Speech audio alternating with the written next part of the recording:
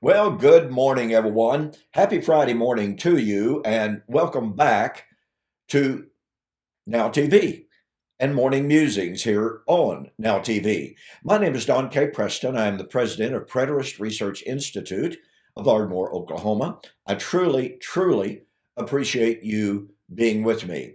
You know, it's great to see the viewership of these videos slowly increasing.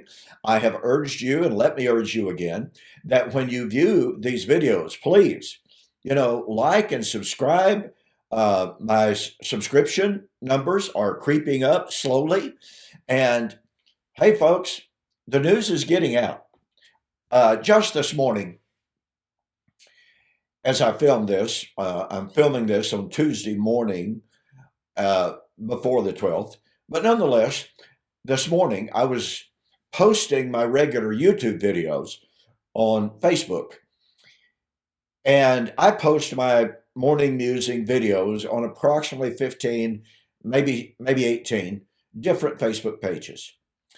It has been astounding to watch the growth of Facebook pages devoted to full preterism.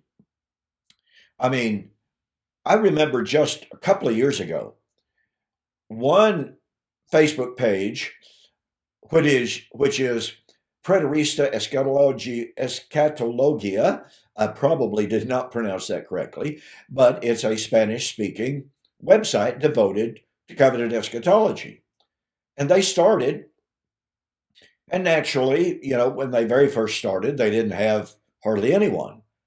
But before you know it, the numbers of subscribers to that page began to go and grow and grow and grow.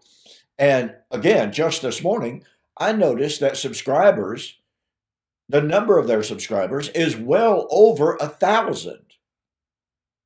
Now that's a Spanish-speaking, Spanish-writing web page. I was invited to post my videos there because a significant number of their subscribers speak English. And so I'm honored to be there. And the same thing has happened with other foreign country full preterist Facebook pages. They started out with literally nothing, and all of a sudden their numbers are growing and growing and growing and growing.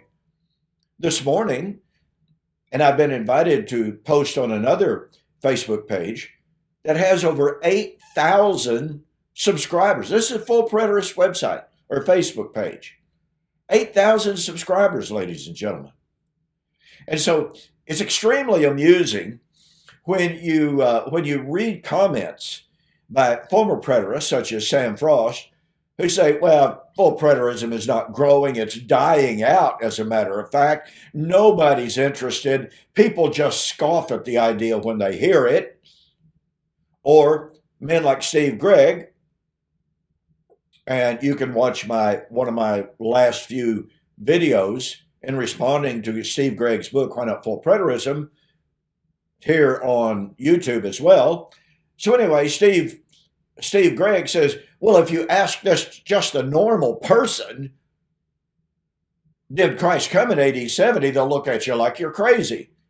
As if that kind of ad hominem argument carries any probative value.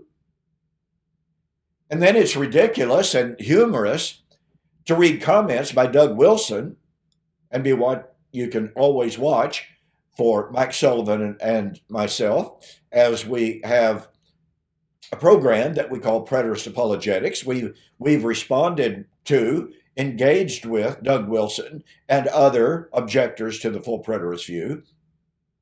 But Doug Wilson said, there are at least 14 of those full preterist guys. Now, I know he was being hyperbolic, but he was literally ridiculing how small the preterist movement is. I'm reminded of Zechariah chapter 2, verse 10, in which the children of Israel had returned from Babylonian captivity. They had rebuilt the temple. It was not at all even close to comparing with the Solomonic temple. A lot of people were discouraged. And so Yahweh sent the prophet to say to them, Do not despise the day of small beginnings.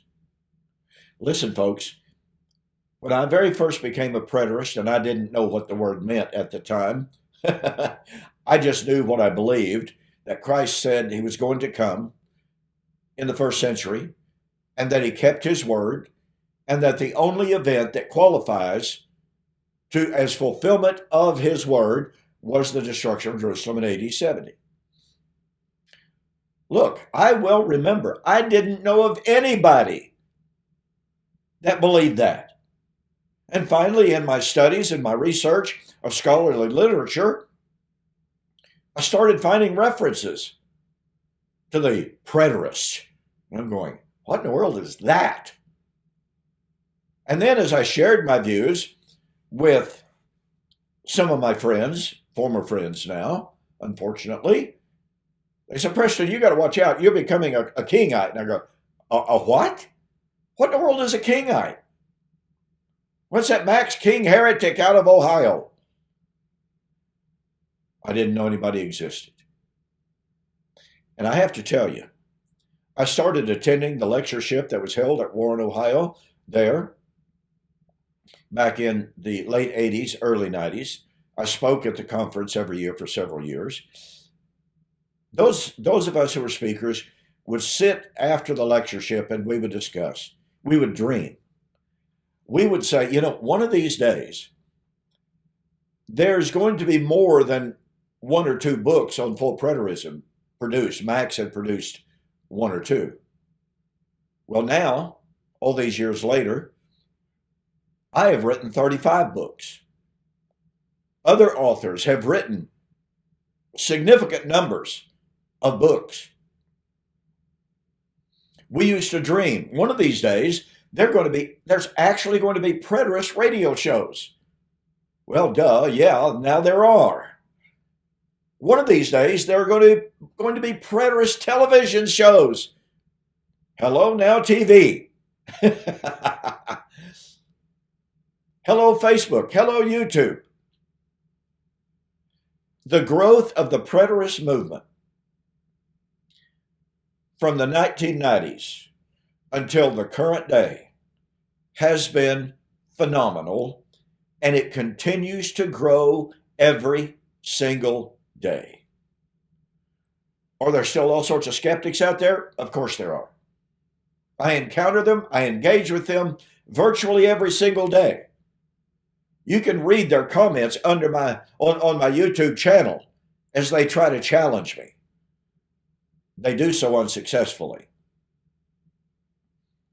After a little while, a lot of them, they just disappear because they can't answer the issues. All of that aside, you see, the point that I'm making is I fully understand that the first time you watch Now TV, the very first time you watch morning musings here on Now TV, and you hear this dude named Preston, who in the world is this guy who is saying the Lord came back in AD 70? Who ever heard such a thing? I understand the shock value. I understand the challenge.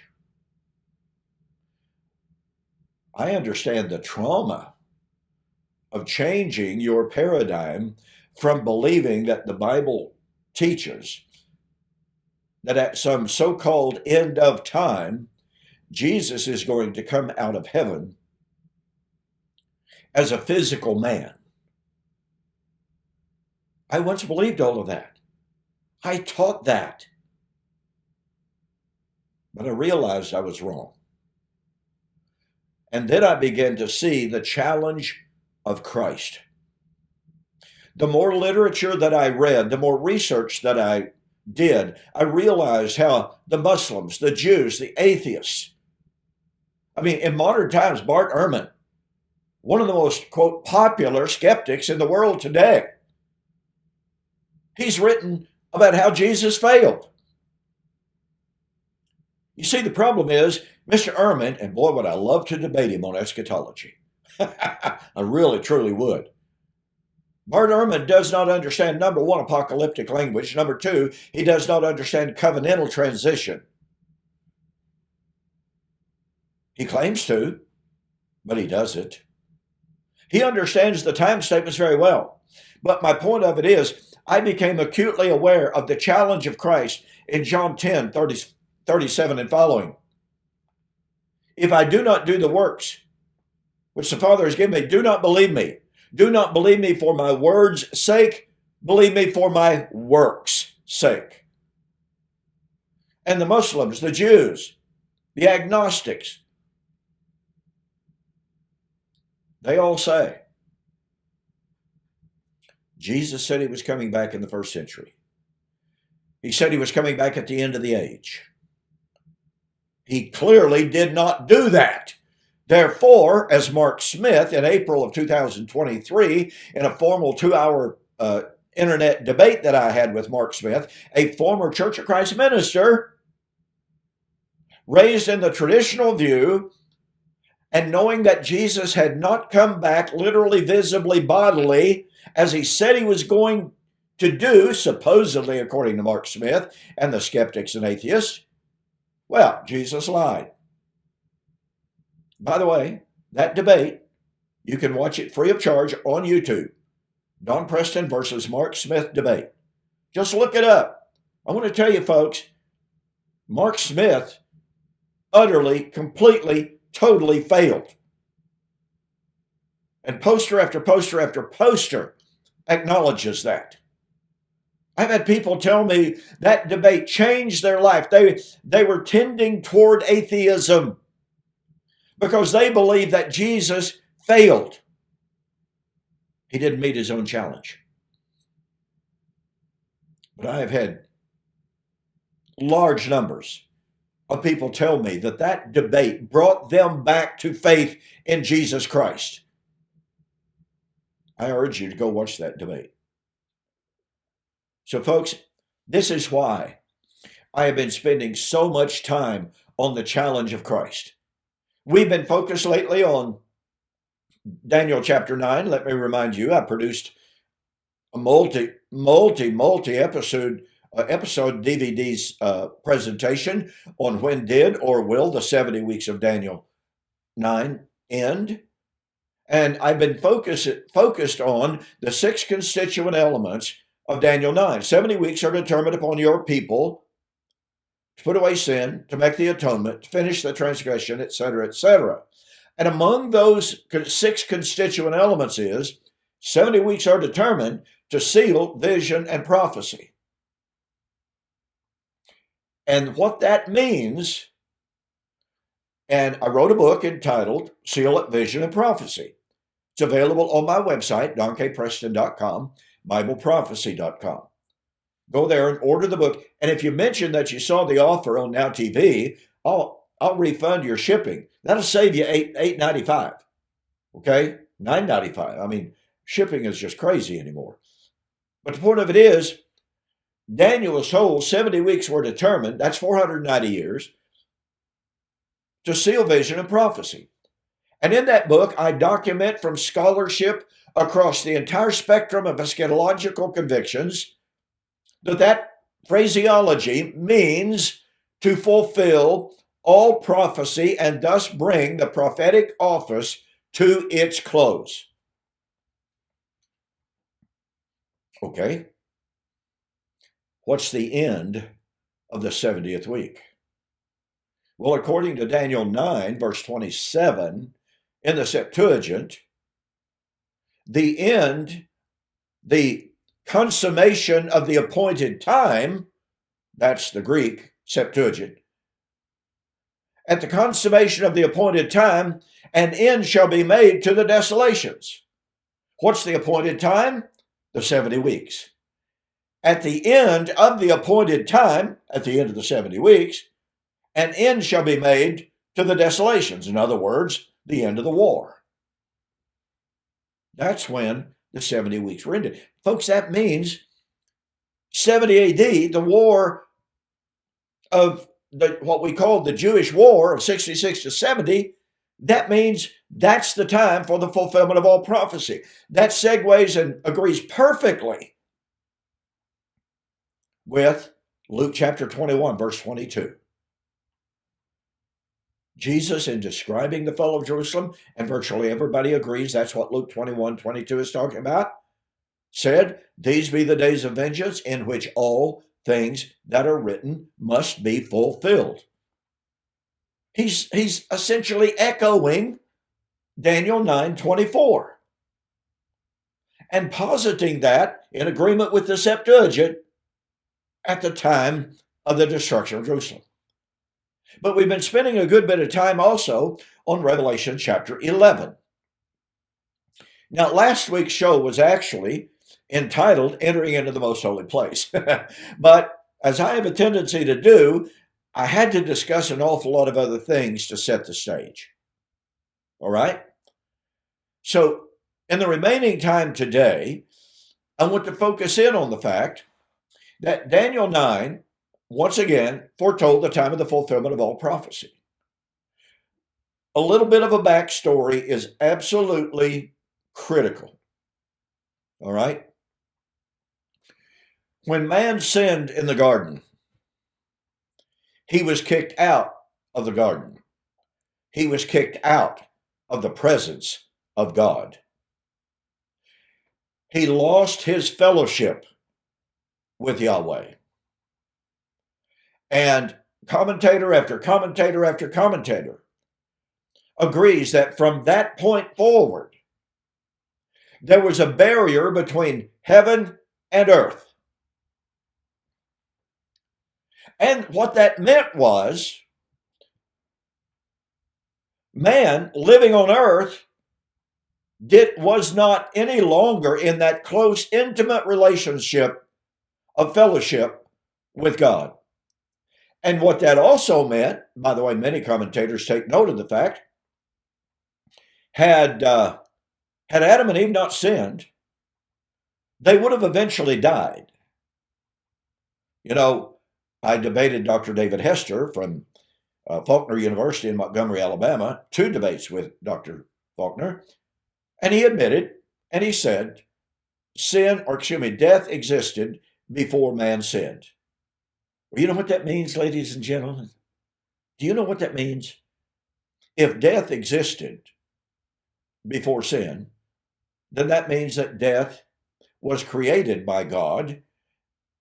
And before sin, God called everything that he had created good. You catch the power of that? When I pointed that out in the debate, and Dr. Hester's blatant contradiction of calling physical death the enemy of the child of God, the curse that has to be reversed at the physical resurrection of man at the end of time, when I pointed out that according to his own statement, God created death before sin, therefore death was a good thing, he never said one word in response. Literally not one word. Well, you can't. If you agree that death existed before sin, then it was good. So what happened? Sin entered. And that meant that when man died, a natural thing, he could not go to heaven.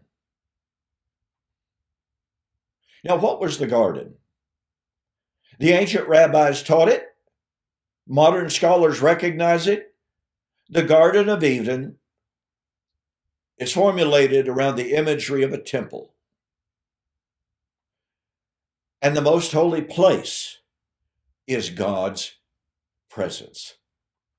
That is where fellowship between heaven and earth was at its finest. So what happened? Once again, sin. God kicked Adam and Eve out of the most holy place. The most holy place on earth. So man, from that point forward, was not in that close, intimate relationship with God. And it meant that when man died from that point forward, they could not enter heaven, the ultimate most holy place, because the earthly garden was the type and the foreshadowing or if you want to call it that, the counterpart of the heavenly most holy place. And man couldn't go there after sin. So what did God do? I'm jumping forward to the establishment of Israel, to the building of the tabernacle. What did the tabernacle have? It had the holy place, which represented man on earth. But there was a veil. And that veil represented separation between man and God. Inside the veil was the most holy place. No man could enter the most holy place upon penalty of death except the high priest. Now, by the way, I've just got to make this comment. One of the reasons there's so many skeptics, one of the reasons there are so many doubters, one of the reasons why the Muslims, for instance, and even in many cases the Jews, one of the reasons they reject Christianity and the predictions of Christ is because they do not understand anything that I've just shared with you. Nothing. To them, everything is physical. Now, was there a physical tabernacle? Certainly. Was there a physical holy place, most holy place, and the veil between? Absolutely. But you see, atheists especially, Mark Smith certainly didn't have a clue, did not and do not understand typology. They do not understand symbolism. So here, what do we have? We have God calling Israel out from among the nations. In Ezekiel chapter 16, God chiding Israel for her arrogance, for her pride, says your father was an Amorite and your mother was a Hittite. In other words, they were Gentiles.